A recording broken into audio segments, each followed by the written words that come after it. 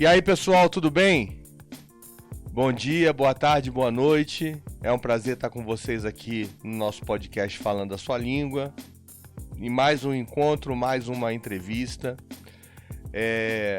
Hoje estamos aí no Vertical de Educação e vamos trazer um convidado que vai contribuir bastante com a sua experiência, com a sua vivência, para falar de um universo bem importante, né, de um tema que muitas pessoas ouvem, mas não conhecem com tantos detalhes. E antes eu queria, obviamente, apresentá-lo. Então hoje, no nosso podcast Falando a Sua Língua no Vertical Open School, né, que trata de temas sobre educação, sobre formação, né, sobre conscientização, sobre cidadania, eu tenho a honra de receber aqui o nosso convidado, Luiz Nava. Luiz, bom dia. Olá pessoal, bom dia. Muito obrigado, Gustavo, pelo convite. Vai ser bem interessante para a gente desenvolver e aprender bastante coisas aí relacionadas ao mundo PCDs, pessoal. Legal, Luiz. Queria falar um pouquinho primeiro, né, de você. Primeiro te agradecer, né? Agradecer ao Hélio também que está assistindo a gente aí, um grande amigo nosso em comum, né? E também, assim, falar um pouquinho porque você tem uma dupla jornada, né, que é importante, né, como analista de RH e como professor, né? A gente vai explorar essas duas frentes. Eu queria que você começasse falando um pouquinho da sua história, né? Falar um pouquinho da sua vida até os dias atuais, da sua a trajetória profissional, um resuminho para a gente entender quem é o Luiz. Tá certo. Então, pessoal, o Luiz, ele é um batalhador. Ele é um cara que começou no mercado de trabalho lá na década de 90, na Ultragaz, inclusive. Eu carregava e descarregava caminhões, aqueles botijões vazios. Botijão de gás. Exatamente, vazios, cheios, enfim. Essa era a minha rotina. E eu trabalhava e estudava. Ensino médio nessa época ainda, né? Então eu comecei ali. Após isso, eu fui para uma empresa aí multinacional, na época chamada Continental Eletrodomésticos. Fiquei lá um bom tempo, 9 anos trabalhando. E ali eu fui descoberto sobre essa parte aí de deficiência, né? Então, eu não sabia sobre isso, não sabia sobre o tema. Já que você já entrou nessa questão,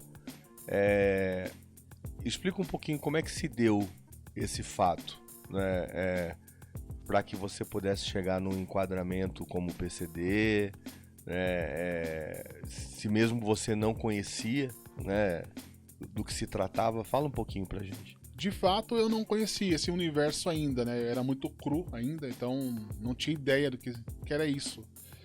E já trabalhando na empresa no longo de 6, 7 meses ali, o encarregado parou para conversar comigo e percebeu na minha visão e perguntou o que era. Eu falei, poxa, eu não enxergo dessa vista. 6 meses já trabalhando dentro da empresa. E ali ele me levou para o RH, e ali eu fui instruído. Falou, poxa, você entra na cota e você está trabalhando no RH, na parte de produção, na linha de produção, bem detalhada, né? E não deveria. E ali eles me encaminharam para o médico, para pegar laudo, esse tipo de coisa. E é ali que eu soube esse problema, né? Tá. Você me falou que teve um evento na infância, sim, né? Sim. Que chegou até aí. A partir do momento em que você, do ponto de vista do trabalho, entendeu o que era esse universo, fazendo parte dele, né? Logicamente não entendendo e sendo uma coisa distante, mas inserido nele, o que mudou na sua vida, Luiz? São novos horizontes, né? Eu comecei a descobrir, ver a falta que as pessoas com deficiências elas tinham, e no mundo atual ainda existe. Ainda existe? Ainda existe. Uhum. Esse olhar mais clínico mas resiliente da empresa. Tanto é que nessa época, em 99 e 2000, eu fui ao RH da empresa na qual eu trabalhava, nessa época, Tá. e um rapaz surdo e mudo, ele também estava dentro do RH. E ele queria resolver um problema dele. E ele saiu de lá muito nervoso, que ele não conseguiu resolver. Não tinha ninguém do RH Que pudesse ajudar. que pudesse ajudá-lo. E aquilo me comoveu. Eu falei, poxa vida, não tem ninguém para ajudar ele, então eu preciso de alguma maneira fazer alguma coisa. Uhum. E ali que eu soube também que eu fazia parte daquele quadro. E desde então eu comecei a estudar, Gustavo. Comecei a estudar em 2006, eu comecei a estudar. E comecei a fazer graduação, comecei a fazer, na verdade, ali primeiro, uns cursinhos mais básicos até chegar na graduação. Tá. Aí fiz gestão de RH, inclusive com o nosso amigo Hélio Fiuza, um grande abraço, Hélio. Abração, Hélio. Fiz gestão de RH Uhum. e comecei a migrar para a área administrativa. Até então, eu trabalhei 12 anos no chão de fábrica. Certo. Como que foi essa experiência sua do chão de fábrica trabalhando com, de certa forma, com essa dificuldade, né? Assim, primeiro eu queria entender, e eu acho que a gente pode ter essa liberdade de conversar aqui, no trato com as pessoas, né? Assim, como que as pessoas se relacionam, né? Fazia diferença, não fazia diferença você estar ou não enquadrado numa condição de PCD, se isso elas sabiam, se não sabiam, etc. Com os seus superiores, enfim. Como que isso se dá no dia a dia? Isso é uma cultura que tem que ser mudada ainda. Tem inúmeras empresas que hoje já estão com esse olhar um pouco mais clínico, contudo, ainda precisa ser mudado. Falando aí de 10 anos atrás, era horrível, né? Porque você imagina, o PCD ele era simplesmente alocado em um local apenas para cumprir a cota, independente se ele tivesse uma formação ou não. Então, o que você está me falando, assim, hoje está melhor, Sim. né? Numa condição de Sim. mercado, pensando no horizonte anterior, Sim. né? Mas houve um tempo em que existia uma certa indiferença, Sim. uma questão de um preconceito. Sim. E aí quando você fala, Luiz, do ponto de vista das pessoas estarem meio que de lado, é isso que você está dizendo, né? Sem ter Sim. uma função específica, uma Exatamente. importância. Qual é o sentido que o trabalho tem para recuperar a autoestima de quem vive uma situação dessa?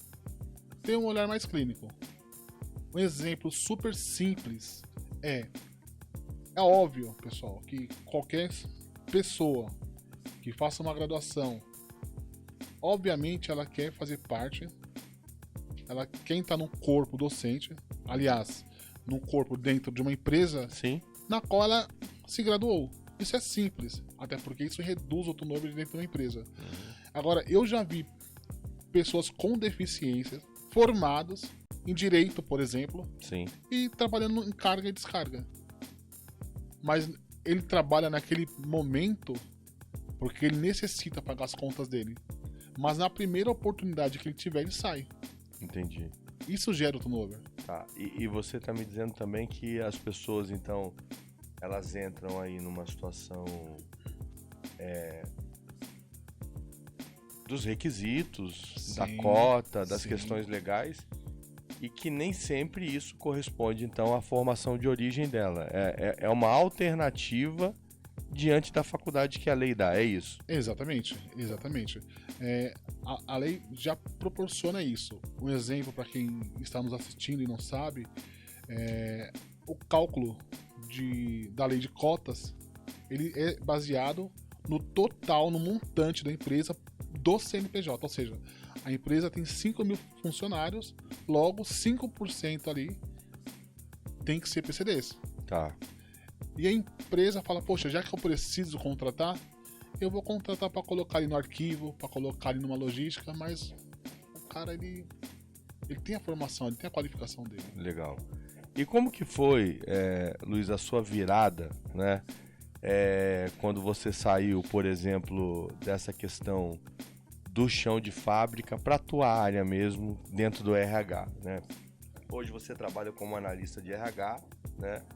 Mas você já migrou de uma área para outra dentro do RH. Eu queria que você falasse um pouquinho sobre isso.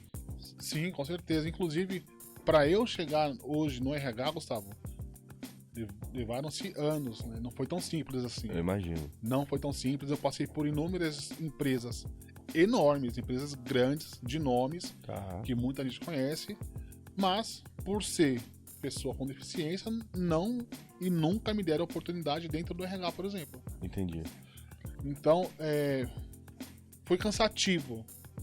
Foi cansativo, às vezes até doloroso, mas chegamos. Certo. Então, quando eu migrei do chão de fábrica para a área administrativa, eu fui para jurídica. Jurídica primeiro? Isso. Legal. Primeiro eu passei na área jurídica, eu passei no... Mas você não tem formação jurídica, né? Não tenho formação jurídica, minha formação é em RH. RH. Isso, Certo. mas entrei na área jurídica como auxiliar. Certo. Então eu fazia uma xerox, tirava fotos de processos, esse tipo de coisas. Tá. Mas ainda assim, pra mim, naquela época, ainda era esperançoso, porque eu já estava na área administrativa, já não estava mais no chão de fábrica. Perfeito. Então, a gente pode dizer, eu acho que assim, pessoal, eu acho que essa conversa, ela tá sendo de muita valia, né, porque mostra pra gente os passos, né, e a importância que as pessoas têm que ter a esse processo evolutivo, que é uma evolução, né, se você parar pra pensar, da forma como você entrou no mundo empresarial, corporativo, né? Você chegar hoje numa condição como colega, como professor, né, é algo realmente louvável. Então, Luiz, assim, esse foi o primeiro passo. E aí, quando você chega na área jurídica, que já está mais próximo do teu objetivo, né? Que é a parte administrativa, Sim. não é isso?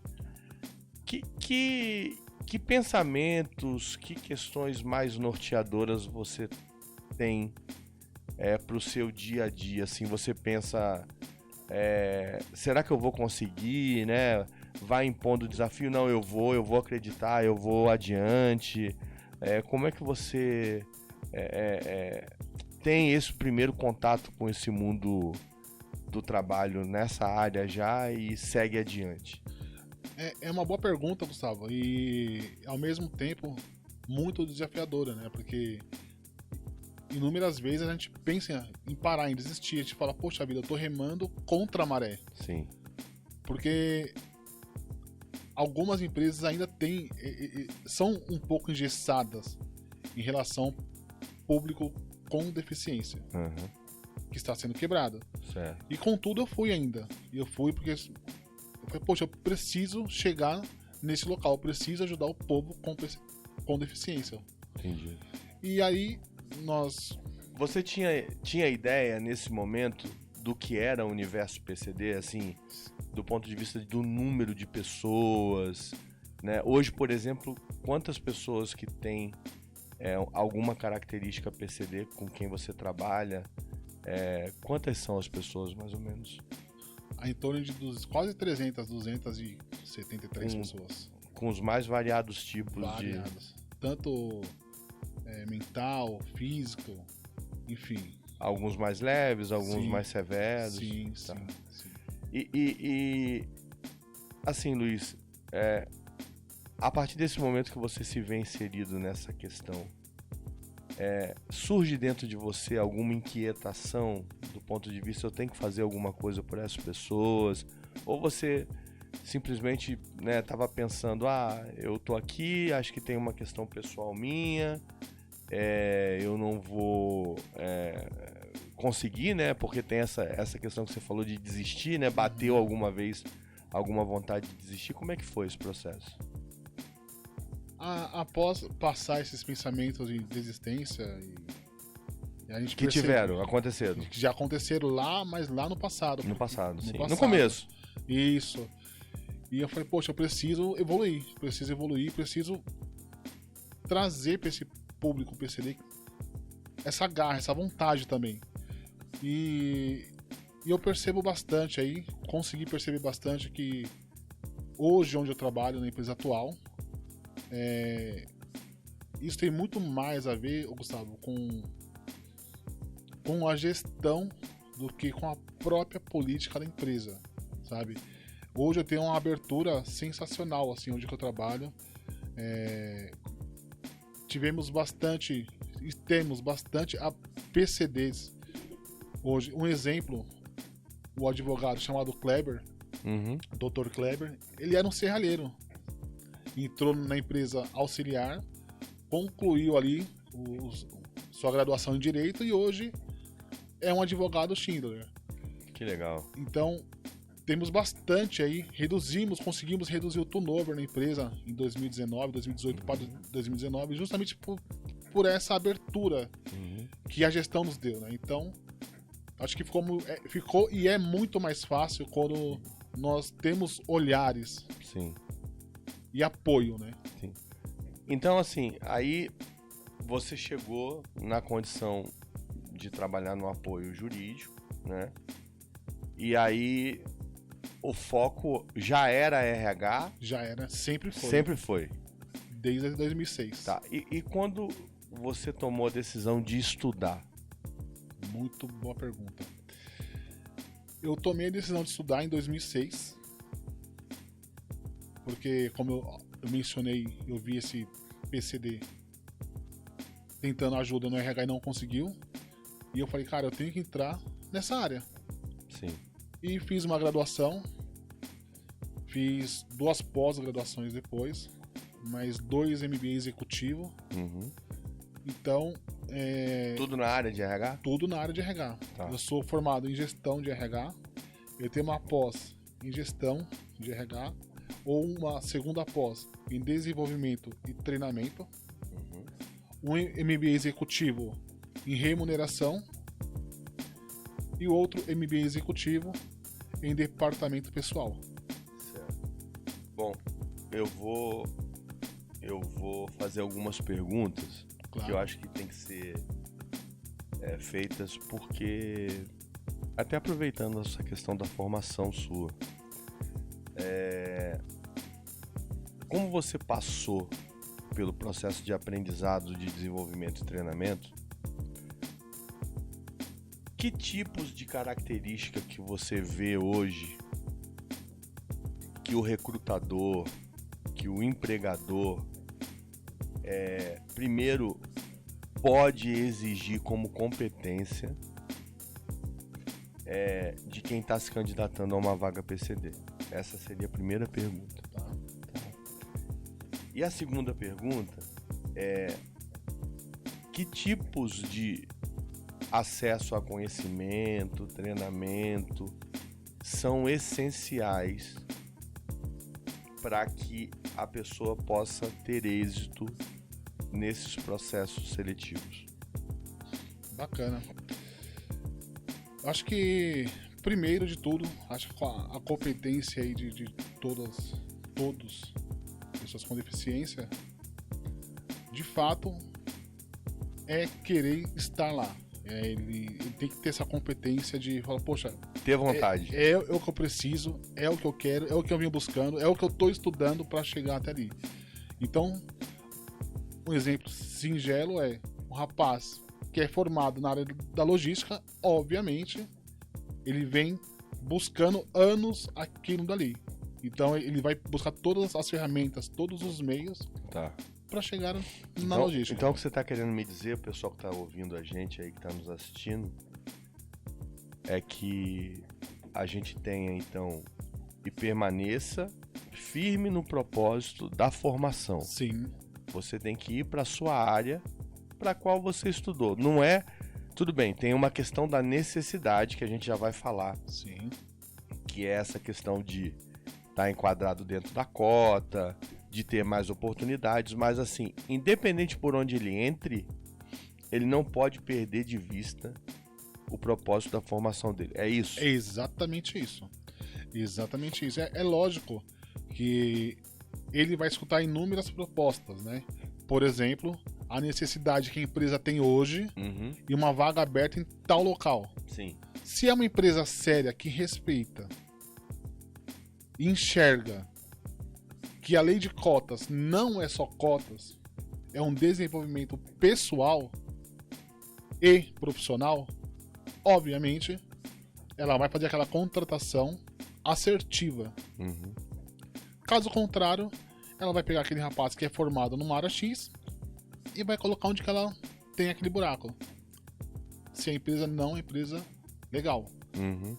Agora, se ela tem essa visão macro de reter os colaboradores, de fato desenvolvê-los, certamente ela vai fazer essa contratação assertiva. Tá. Você acha que o mercado hoje ele quer mais qualidade, né?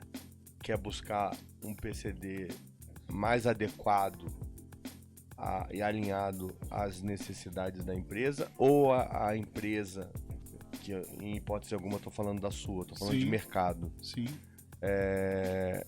Tá mais preocupada com o número, com a cota, para não ter nenhum problema com o Ministério Público, com fiscalização? Qual é a sua visão hoje, olhando esse mercado? Como eu vim do mercado e passei em inúmeras empresas,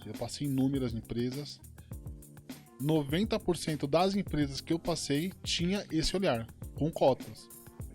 Da meta. Da meta. É isso. É exatamente isso. Infelizmente é isso. Tá. Contudo, umas outras empresas, tanto médias quanto multinacionais, já tem essa visão um pouco mais clínica, né? E de fato em desenvolver e reter esses colaboradores. E nós vemos aí, Gustavo, como dizem, muitos PCDs mosca branca, que são aqueles caras que têm de fato inúmeras qualificações. Sim. Tem toda a parte prática que já adquiriram lá atrás em outras empresas, muita parte teórica também. Tá. E esses caras são muito bem vistos, procurados, por exemplo, pelos headhunters. Uhum. Nós vemos muito no LinkedIn, por exemplo, isso. Tá.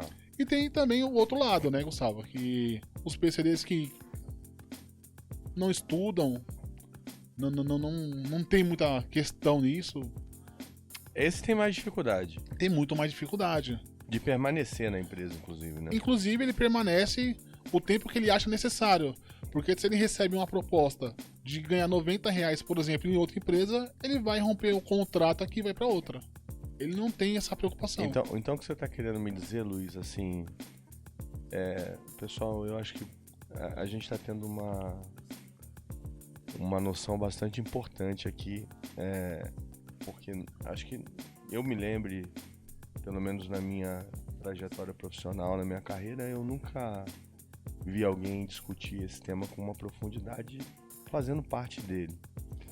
Então, Luiz, o que a gente está querendo colocar, então, é assim, existe uma zona de conforto para quem hoje se vê enquadrado na condição de PCD, porque ele tem a possibilidade de migrar, de escolher outras alternativas por diferença salarial, por benefícios, por comodidade, é isso? Sim, eu já ouvi, inclusive, você que está nos assistindo, eu tenho inúmeros contatos com PCDs há muito tempo, e eu já ouvi, por exemplo, assim, poxa, se eu sair dessa empresa hoje, eu consigo tranquilamente emprego em outra, porque eu sou PCD e a lei me favorece. Eu já escutei esse tipo de comentário. Então, Gustavo, de fato isso acontece muito. Sim. Ou a pessoa com deficiência, ela tem aquele objetivo, aquela garra muito claro para ele, o que ele quer e onde ele quer chegar. Uhum. Ou ele é simplesmente uma pessoa que vou me acomodar aqui, para mim tá bom, e vida que segue. Legal. Aí, Luiz, tem uma questão que a gente vai para a parte acadêmica. Daqui a pouco eu volto na questão da remuneração. Uhum. Tá? E aí, você entrou no meio acadêmico. Sim.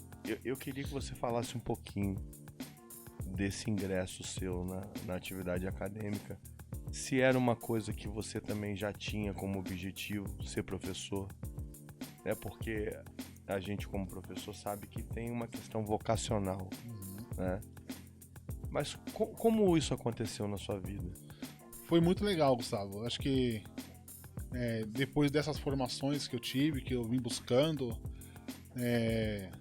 depois de ser desenvolvido dentro da empresa onde eu estou hoje, que inclusive, aliás, vale a pena ressaltar, que a empresa que eu estou hoje foi a primeira empresa, desde quando eu tenho minha carteira assinada, desde 99, a primeira empresa que me deu oportunidade no RH, que é a Atlas Schindler, né? Foi a primeira empresa. Legal. E... Parabéns aí, pessoal da Atlas, hein? E lá foi na onde que começaram a me desenvolver. Poxa vida, ele é um cara que busca. Esse é o olhar da gestão.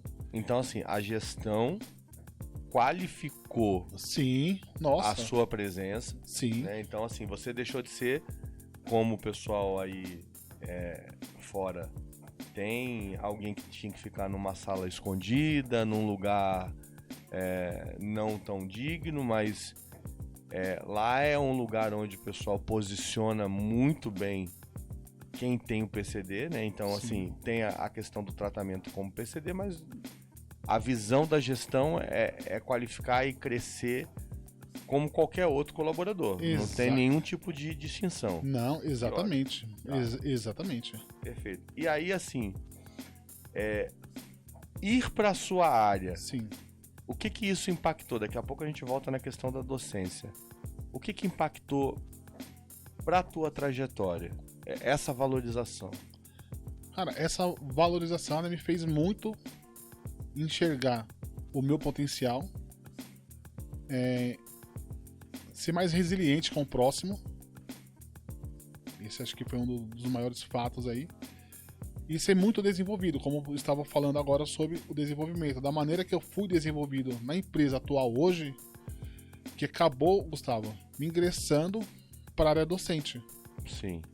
Então, toda a parte de treinamento e desenvolvimento na qual eu tive a prática na pós-graduação, por exemplo, aliás, a teoria, eu desenvolvi a prática na empresa atual, com a minha gestão. Tá. Então, isso me acabou ajudando muito hoje a ser docente. Inclusive, eu dou aula para assistentes de RH, que é justamente na área que eu venho estudando há muitos anos. Então, assim, essa oportunidade de carreira, né, de prosseguir, foi impulsionado também por essa demanda que você conseguiu na empresa. Sim, com certeza. Abriu essa porta, esse leque de possibilidades, é isso? Sim, exatamente. Se nós temos uma gestão na qual, de fato, se preocupa com o desenvolvimento do colaborador, esse colaborador ele vai decolar, ele vai voar. Certo. E foi isso que me levou a chegar onde que eu estou hoje. O olhar da minha gestão, né? Então isso foi sensacional e de fato eu percebo tanto fora da empresa, acompanho os trabalhos assim, e ela é uma pessoa que trabalha muito com diversidade. Tem esse olhar clínico, é o mesmo olhar que eu tenho, que eu tive lá atrás, em 2006. Perfeito. E aí eu queria te perguntar, vamos voltar à questão da docência. Bom, aí você adquiriu experiência, maturidade, né? Já estava numa empresa de ponta, Sim. Né? Que facilita bastante também, Muito. né? Porque você tem uma questão da vivência e aí você chega na sala de aula. Como é a recepção, ou melhor, a sua percepção quando você se depara com os alunos, porque aluno você tem aluno de toda, né? Você está falando da diversidade, então, né, você tem uma gama importante de variação, um range aí importante de tipos, de características, de perfis, né? Sim. E como é que foi o seu início como professor? Foi uma explosão de sensações, assim, foi muito gostoso, foi um pouco de receio, um pouco de ansiedade, um pouco de tudo. Sim. Mas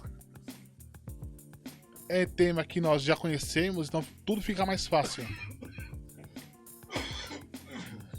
É tema que nós já conhecemos, então fica tudo mais fácil, né? Então já temos uma vivência com RH, já temos um conhecimento muito teórico sobre inúmeros temas dentro do RH. Foi bem bacana, fui muito bem acolhido pelos alunos. Isso é importante. Muito bem acolhido. Poxa vida, esses dias eu recebi um tão singelo, mas foi tão bacana, o melhor professor de RH, sabe? Cara, foi talvez pra quem está assistindo, fala, poxa, mas tão simples. Mas o simples ele trouxe uma diferença, né? Tão legal, sabe?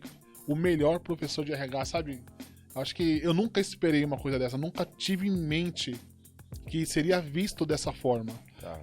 Até porque quando eu aplico com muito amor tudo aquilo, sabe? Então foi bem legal esse reconhecimento. Você acha que a sua vivência, por exemplo, hoje você faz capacitação pro pessoal PCD?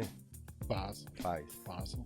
A tua jornada, né, de quando você começou, né, lá no chão de fábrica, depois na questão do desenvolvimento, no treinamento, quando você chega, essa vivência, ela fala mais com o coração do que com a razão?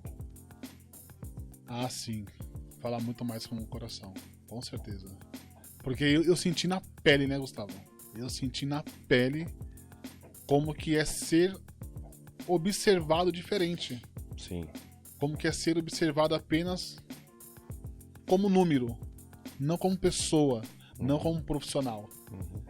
E quando você perguntou, você desenvolve? Isso. Sim. Isso. Nós fizemos um plano, inclusive, quando eu mencionei sobre essa redução de turnover em 2019, eu vi um grande, como posso dizer, um grande déficit de pessoas com deficiências que não têm acesso ao conhecimento ao Excel, por exemplo. Olha que coisa. Por que não nós aqui na empresa aplicarmos isso? Em contato com a gestão do RH, apresentei todo o escopo que nós iríamos fazer dentro da empresa, certificados bem legais, conteúdos, e foi sucesso.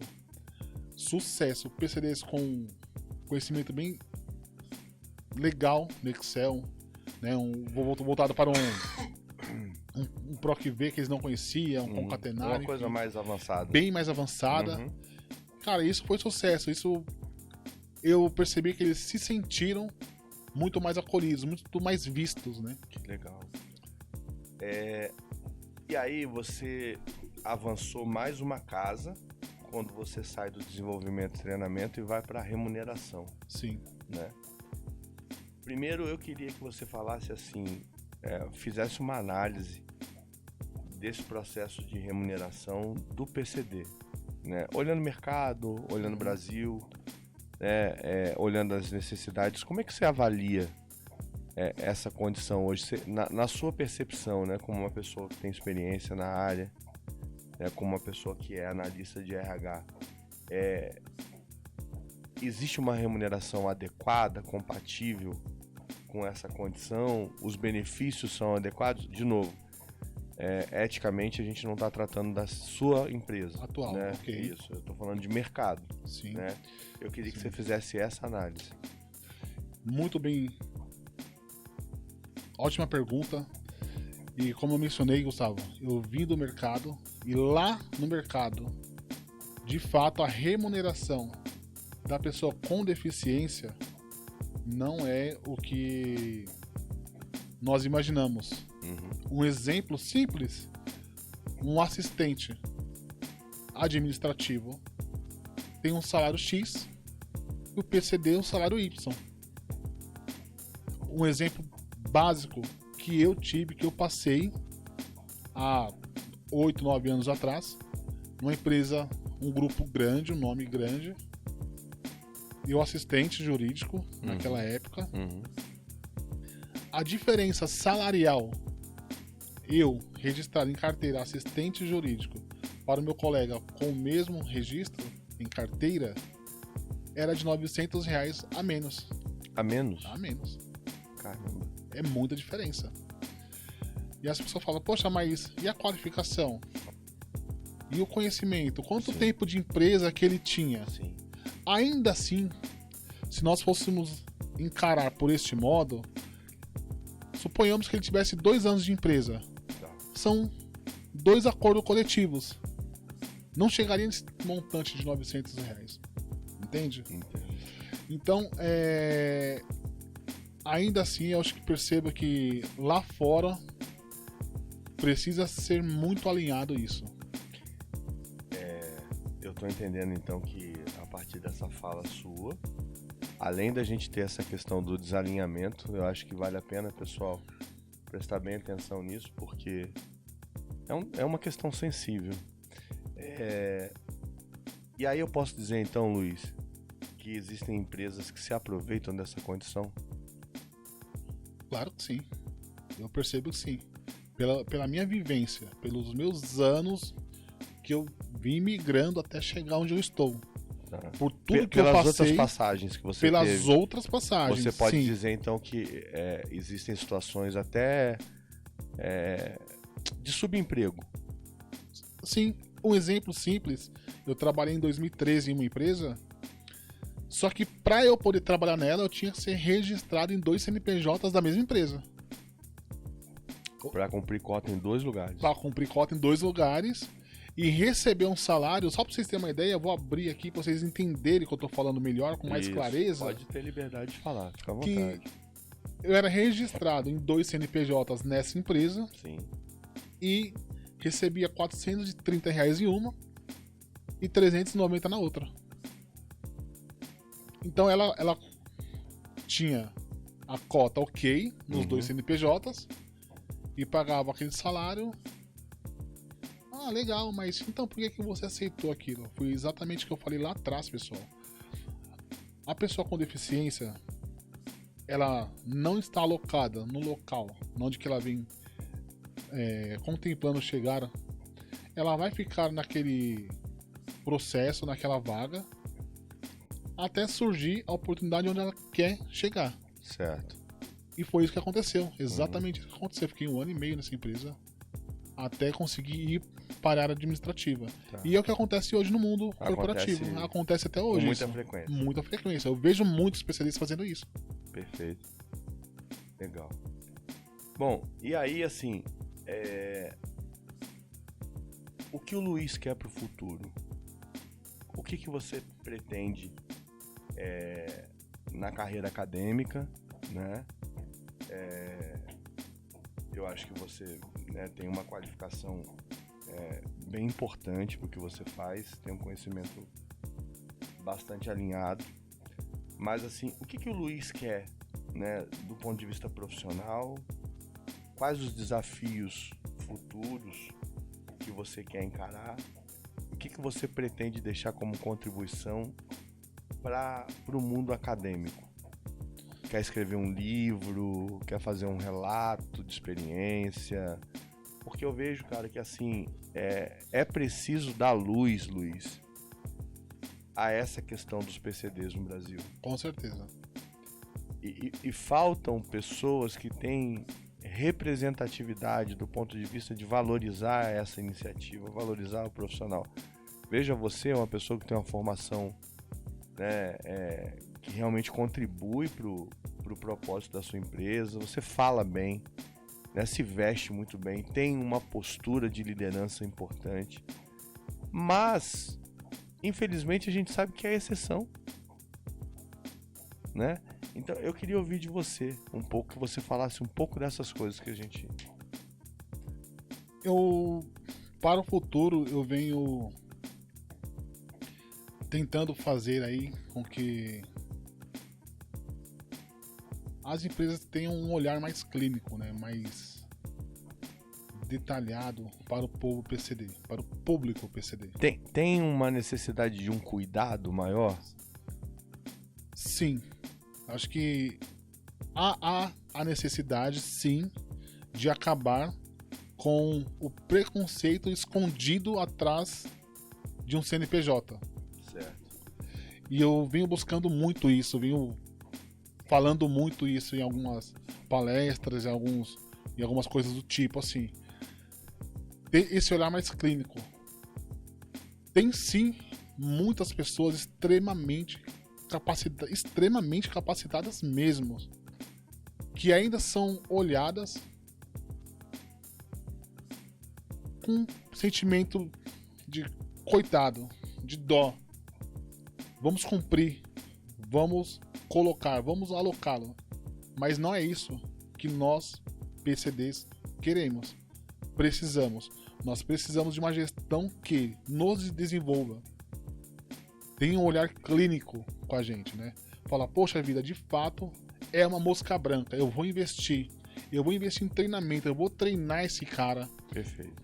Eu vou fazer com que ele mude de cargo. Eu vou fazer com que ele seja um líder. Se é o que ele vem buscando. Se não é o que ele vem buscando, que ele apenas seja desenvolvido. Aprenda. Em relação a livros, eu sim, Gustavo, já pensei inúmeras vezes, sim, em fazer, não para comércio, mas como uma meta pessoal. Com uma meta pessoal e também um meio de incentivo. Nós precisamos sim, a galera precisa sim conhecer um pouco mais sobre esse assunto. Falar, poxa vida, peraí, eu sou uma pessoa com deficiência, mas isso não é uma chave que vai me limitar. Não me diminui. De jeito algum. Pelo contrário, isso me potencializa. Muito. E eu vou atrás, eu vou conseguir. O meu objetivo é esse e eu vou ir atrás disso. Então, a minha ideia seria isso, Gustavo. Tá, e deixa eu te perguntar uma coisa. Quando você fala do preconceito velado, foi uma fala marcante sua. Eu queria que você comentasse mais a respeito disso. Sim, acho que eu passei por inúmeras coisas assim, voltada para isso, né? Nunca relatei só apenas entre familiares ali, esposa, filhos e tudo mais. Nunca expus assim, mas já também não tem problema nenhum de falar, né? Você é um cara muito despachado, né? Nunca tive problema, mas eu também nunca usei isso como vitimismo, por isso que eu nunca comuniquei isso para ninguém. Certo. Então, as pessoas ainda relatam que qualquer fala de uma pessoa com deficiência é vitimismo. Essa pergunta que você fez foi sensacional. As pessoas precisam entender. Um patrão, ex-patrão, em 2012, falou: ó, você trabalha com a gente hoje por conta da sua deficiência. Mas você sabe, se você sair daqui, você não vai conseguir emprego. Sim. Você não enxerga. Você não enxerga. Foi dessa forma, sabe? E eu saí de lá extremamente abatido. Mas essa questão de se tornar vítima, você não acha que depende muito de você acreditar que você de fato é vítima? Porque tem pessoas que vestem a camisa da vitimização e Sim, nunca mais abandonam. Nunca mais abandona, exatamente. Tem essas pessoas. Sim. Tem as pessoas que têm realmente uma questão psicológica de necessidade de autovalorização, Sim. autoestima, que não encontram autoestima, Uhum. né? E tem pessoas, cara, que são como você. Que assim, porra, tudo bem, isso foi mais um capítulo da minha vida e vamos lá, vamos virar a página e vamos embora. E eu queria, Luiz, assim, que você explicasse, cara, de onde vem essa resiliência sua? Porque assim, a gente tá conversando há muito tempo, eu conversei com você há algum tempo por aplicativo, as pessoas aqui conversaram com você, todo mundo, cara, achou você a pessoa... Cara, em nenhum momento você fala, ou isso se deixa transparecer ou abater, porque isso é uma coisa que é realmente fora da curva, essa força, essa energia sua. Como é que você trabalha isso, cara? Eu acho que nós temos que nos auto-buscar aí, nos auto-desenvolver, porque nós públicos PCDs já somos vistos de uma maneira não tão legal. Sim.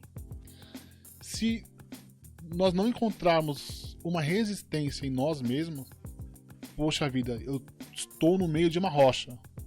Eu tenho que procurar um meio de sair dela. Ou cavando e atravessar por baixo dela, ou dando a volta por cima, mas eu tenho que sair. Então isso acho que é um dos fatores a nunca mesmo vitimizar ou vestir. Nunca mesmo. Muito pelo contrário. Eu sempre tive em mente de estudar, chegar onde que eu quero chegar, que eu cheguei. Aliás, Melina, Daniel, Juliana, muito obrigado por tudo. E chegar onde eu cheguei. E ter essas pessoas que têm esse olhar, Gustavo. Como você tem esse olhar bacana, esse olhar bem clínico, bem resiliente. E ajudar o próximo. Eu tive inúmeras pessoas que me ajudaram lá atrás. Inúmeras. Se eu for falar aqui, poxa, eu vou falar de inúmeras pessoas. Sim. E por que eu não ajudar essas que estão lá atrás, que precisam de um auxílio? Que tipo de auxílio? Precisam de um norte. O que você precisa fazer? O que você gosta de fazer? Poxa vida, Luiz, eu amo a área X. Como é que eu faço? Poxa, você sabe de uma ONG que você consegue ter um desconto numa bolsa de estudos? Isso é muito legal. Tem muitas pessoas que não conhecem. Sim. Então, esse tipo de informação, esse tipo de ajuda, sabe? Tem alguém atrás ali te direcionando, né? Então, eu tive sim pessoas assim. Anderson, obrigado. Hélio. Enfim, tive essas pessoas. Esse sentimento seu de gratidão é uma coisa muito bonita. Eu vejo também que você tem um componente bastante importante, que é a questão humana. Sim. Né? Tanto é que essa questão da humanização é um componente importante, que você coloca aí a questão do acolhimento, né? Você acha que as pessoas que têm algum tipo de deficiência, que essas pessoas são realmente acolhidas na necessidade delas, ou é uma coisa muito pro forma, uma coisa muito institucional? Porque assim, existe o acolher e existe o cuidar. Uhum. Quando você acolhe e cuida, é o melhor dos mundos. Opa! Só acolher para você fazer uma cena, né? E a gente sabe que tem muito isso. Nossa, né? como tem. Eu queria que você falasse um pouco disso. Poxa vida, eu vou usar um exemplo aqui de 2016. Eu no jurídico de uma empresa. Eu sou muito pontual. Eu tenho essa qualidade de ser muito pontual. Muito. Extremamente. Eu tenho um horário da empresa às 8, 7 horas eu tô lá. Sempre foi assim? Sempre fui assim. legal. Minha vida inteira, eu sempre fui muito pontual. E eu sempre desempenhei bem. Eu tenho uma certa dificuldade em aprender alguma coisa. E quando eu percebo que aquela pessoa vem me ajudar ali, ela, de fato, ela está preocupada comigo. E eu aprendi e desempenhei muito. Eu recebi um feedback de um gestor em 2016 que ele falou assim: Luiz, eu não vou te dar aumento. Olha só, o acolher, né? Presente para inglês ver. Luiz, eu não vou te dar aumento agora. Você já tá um tempo bom na empresa. Uhum. Mas por que você não estudou antes? Por que você não fez isso antes? Você não fez aquilo antes? Eu não. Eu estudei antes, fiz isso antes para depois ter uma família. Por que você não pensou igual? Mas você teve as mesmas oportunidades que ele teve? Exatamente. Você entende? Um imbecil. Pra mim é um imbecil. Eu ouvi isso de um gestor de uma área em 2016. Eu falei, poxa vida, tudo bem. Mínimo de sensibilidade. Tudo bem, não tem problema algum. E fui pro mercado, continuei trabalhando e colocando meu currículo e fui pro mercado. Você acha, isso é importante, cara, acho que assim, é uma conversa tão rica, eu acho que a gente vai voltar a conversar de novo, outras vezes, viu, Luiz? Eu queria te perguntar o seguinte, Esse foi um exemplo, né, que você passou. Mas tem muita liderança ruim que desestimula e fomenta a pior parte daquilo que já não é bom. Ou seja, o cara já não tá bem motivado. Pega uma liderança ruim, isso leva o cara pro 3º, 4º andar, subsolo, o cara vai descendo cada vez mais, ao invés de se desenvolver. O que você acha dessa questão? O líder hoje está preparado para lidar com o PCD também? Eu acho que algumas empresas precisam focar no treinamento, em treinamentos para gestores, para líderes. Comunicação assertiva, por exemplo, seria um baita treinamento para gestores. E não violenta. E não violenta. Uhum. Porque o público PCD é muito diverso. Você imagina uma pessoa que tem dislexia, por exemplo, e trabalha numa área administrativa, e o supervisor, a gerência, não tem aquela paciência. Não tem. Porque o cara esquece. Tá disperso. Exatamente. E isso, sim, vai desmotivar ele. As empresas precisam, sim, treinar, sim, seus supervisores, sua gerência, seus encarregados, seus líderes, sim. Se é uma empresa que quer ter uma baixa rotatividade, quer ser muito bem vista no mercado, capacite-os, treine-os, para que não venha acontecer esse tipo de coisa na empresa. Isso eu falo com propriedade, com muito conhecimento, com muita vivência. Você acha então que o pessoal hoje que exerce cargo de liderança, em alguma parte, a gente não está falando do todo, ninguém quer generalizar. Sim, né? Sim, exatamente isso. Mas assim, falta esse olhar do ponto de vista de entender quais os cuidados e quais as necessidades que um PCD tem para ele se sentir inserido, para ele praticar a liderança, para ele poder ter autonomia, ter essa autonomia. É isso? Sim, exatamente isso. Aliás, foi bem colocado, não são todas as empresas, não generalizando exatamente isso, sim. Mas o grande público, sim, tem essa necessidade, sim. Tem. É nítido. Tá. O que o perfil PCD, quem se apresenta para trabalhar numa empresa, por exemplo, o que o perfil PCD ele espera da empresa, né? Espera do gestor.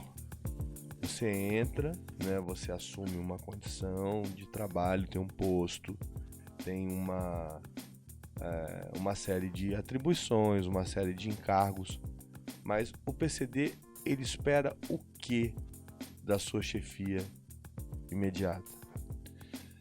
Desenvolvimento e autonomia. É isso que o PCD espera. Ele quer ser desenvolvido, ele não está ali apenas para cumprir aquela cota.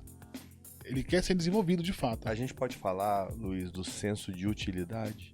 Quer se sentir útil? Sim, com certeza. Pertencente a algum grupo? Com certeza. Pertencente a alguma atividade? Com certeza. Como eu disse, eu passei por inúmeras empresas, Gustavo. Certo. Inúmeras. E hoje eu me sinto extremamente acolhido. Extremamente, de verdade. Eu não teria problema algum de falar o contrário se eu não estivesse vivenciando isso. Uhum. Problema, quem me conhece de perto sabe, eu sou muito transparente. Pro bem ou pro mal, eu sou muito transparente. E hoje, de fato, eu sou extremamente acolhido. Autonomia, sensacional. Sabe? Confiança no meu trabalho, sensacional. Porque eu sou isso, eu sou muito pontual. Sou muito profissional. Eu respeito hierarquia. Sempre respeitei, desde a época. Legal. Pai e mãe respeitam os mais velhos. Sempre isso. Então, o público PCD precisa disso, de gestores que sim depositem esse tipo de confiança. Né? Legal. Ô Luiz, assim, você almejou bastante posições no trabalho, conquistou bastante coisa. Na vida acadêmica, você quer continuar sua formação? Você tem ideia de trabalhar um nicho específico de treinamento para PCD? Quer criar uma agência, né, dedicada a esse público? Quer fazer uma dissertação de mestrado com relação ao PCD? O que você quer construir para essa vivência sua que você tem acumulado até hoje? Na docência, eu acho que desenvolver o público PCD será muito legal, assim, muito interessante. Ainda não estão nos meus planos, sabe? Não tenho estudado a fundo sobre esse tema ainda, mas tenho pensado sim, sabe, sobre isso. Ótimo. Sobre esse Até porque você tem toda a condição, todos os requisitos para você ser uma referência na área. Você, não sei se já te disseram isso, mas eu falo para você com tranquilidade, você é um case de sucesso, cara. Poxa, obrigado. É verdade. Pela pessoa que você é, né, pelo conhecimento que você traz, a forma como você coloca, acho que você é uma pessoa diferenciada, né? E que não é diferenciada marcada por uma condição, é diferenciada por uma situação de qualidade, de potencial, né? Eu acho que isso você tem que levar para sua vida e é importante. Que tipos de hobby, diversão, o que você curte? Você falou que seu filho é baterista, né? Sim.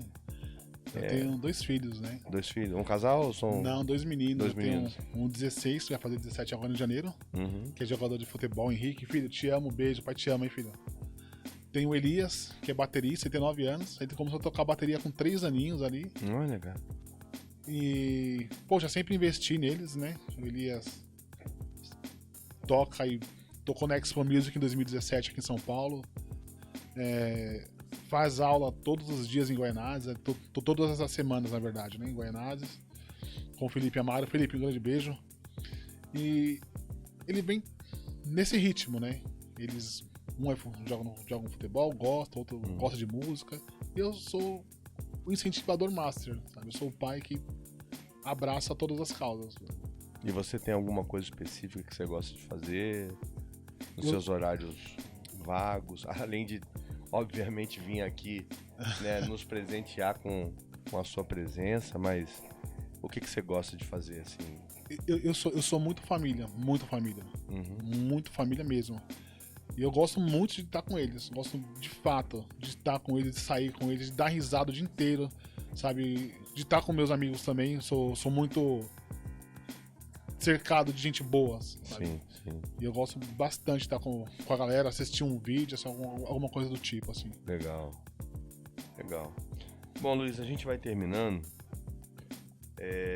Tem alguma coisa que você gostaria de falar, que a gente não abordou, que você acha que é importante nesse universo? Fica à vontade.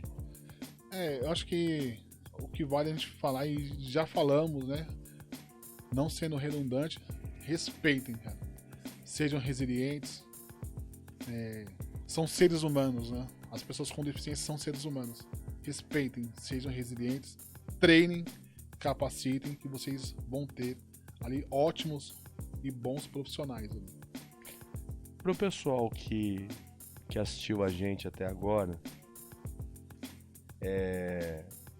que conhece um PCD ou que tem um PCD na família, ou que seja um PCD, né, que tem vergonha, né, de se declarar como, de se identificar como PCD, que conselho você daria para essa pessoa, para essas pessoas, para que elas pudessem, sem nenhum tipo de reserva, se entenderem como PCD, aproveitar as oportunidades que o mercado dá e se qualificar? Então, eu tive esse problema, né? Esse problema de me assumir como PCD. Quando descobriram isso, eu demorei aí cerca de 8, 9 anos aí pra, de fato, falar, poxa vida, não tem jeito. Sou uma pessoa com deficiência. Sim. E se entender como. Se entender como, exatamente. Legal. E não tive outra oportunidade a não ser a me entender como deficiente, entender minhas limitações e buscar, sabe? Buscar o que eu vi que o caminho ia ser mais difícil por ser uma pessoa com deficiência. Sim. E é, pessoal, e é mesmo. E faz parte. Faz parte, não tem jeito. Mas não vai ser isso que vai tirar você do mercado de trabalho. Você não vai precisar usar isso para se vitimizar por algum motivo. Não precisa disso. Então, é buscar, continuar estudando, buscando seus ideais, seus objetivos. E quanto menos você esperar, mais rápido vai acontecer o que você vem pleiteando. Então, a ideia é essa. É se aceitar e fazer o que tem que ser feito. Perfeito. Bom, pessoal, eu acredito que vocês tenham gostado. A gente está chegando aí ao final da nossa jornada de hoje. Eu queria, de verdade, Luiz, agradecer, né, sua presença aqui. Falar o quanto eu fiquei feliz de poder te conhecer, né, de conhecer sua história, de saber de verdade que a sua luta é uma luta de bastante vitórias, né? É uma luta de glória, é uma luta de resiliência, né? E, obviamente, deixar para você falar e fazer a sua consideração final para quem está nos assistindo. Tá certo. Então, eu agradeço, Gustavo, pelo convite também. Imagino. Agradeço o professor Hélio Fius aí, muito obrigado por estar sempre comigo aí. Eudes, um abraço também. Eudes também, Eudes esteve aqui, Hélio também, os dois amigos aí, muito obrigado pelo prestígio, pela consideração que vocês nos emprestam aí, trazendo uma pessoa, né, tão especial quanto é o Luiz, né? Ah, cara, eles são sensacionais, são pessoas divinas, assim, então... Eu quero agradecer a todos aí, agradecer minha família, minha esposa, meus 2 filhos, Solange, Henrique, Elias. Um beijo em vocês. Também algumas pessoas aí, Hélio, Felipe. Grande abraço, Anderson, Melina, Daniel e Ju. Grande abraço, obrigado por tudo. Gustavo, obrigado de novo por conceder esse espaço sensacional. Amei estar aqui no estúdio de vocês. Obrigado. Cara, e conta comigo sempre quando precisar e tô sempre à disposição. Legal. Bom, pessoal, então a gente vai ficando por aqui. Se você gostou, curta, compartilhe, comente, né? Sem dúvida, foi mais um momento importantíssimo do nosso vertical de educação aí, Open School, né? Trazendo um tema tão relevante, né? Importante. Eu conversei hoje com o nosso convidado Luiz Nava, né? Que é analista de RH, professor, né? E veio aqui trazer a sua história, o seu relato, a sua contribuição do mundo profissional e aspectos pessoais envolvendo o universo PCD. Eu agradeço a você pelo prazer e pelo tempo que estivemos aqui com a sua audiência. Lembrando que estamos no podcast Falando a Sua Língua, um podcast diferente de tudo que você já viu. Muito obrigado e até a próxima. Obrigado, Luiz. Um abraço. Valeu, Gustavo. Um abraço. Obrigadão. Valeu.